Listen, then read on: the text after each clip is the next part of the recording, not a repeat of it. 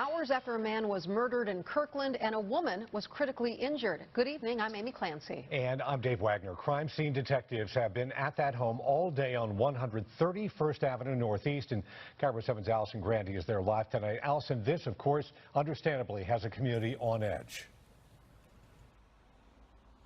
Dave, just in the last hour or so, those detectives got a search warrant to be able to go back inside that house to collect evidence. You can see some of them standing outside here now. They're working alongside crime scene investigators from the Washington State Patrol Crime Lab.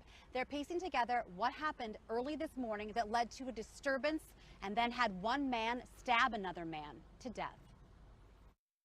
He heard a bunch of commotion. Steve Glickman's dog, Nemo, woke him up early this morning. Got up and kind of saw what was going on. There was a bunch of, I could see there was some fire trucks and police and things like that, and then the police dogs started going around. Kirkland police say a man stabbed another man to death inside this house just before 2 a.m. A woman who lives here was also stabbed and rushed to the hospital with critical injuries. It's kind of shocking. It's very unexpected. We don't believe that it was a random, just in the neighborhood. This house just happened to be.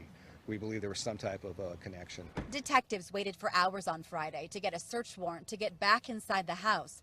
They spent the day interviewing witnesses who were inside during the murder. Investigators say they knew who they were looking for. The suspect is known to the victims. They do know each other, that's confirmed, yes. Police found him just before 8 a.m. outside a home in Redmond. They do have that person in custody right now. There is nobody outstanding at this time. That offered some reassurance to neighbors who woke up with police knocking on their doors. They were just asking if I had seen anything, heard anything. But didn't tell Lauren Bongiorno what had happened. Just that there was an incident, and that they just needed to look around the house a little bit. But we found the woman who lives in the house works with the general contracting company. At this point, investigators are still determining the motive. Their neighbors say the family, which includes children, kept to themselves. I don't know much about them. I've seen them passing by and just waved to them, but that's about it. And late this afternoon, we saw them putting out those markers for evidence out there in the cul-de-sac. At some point, that disturbance spilled outside. Detectives collecting evidence, trying to piece this together.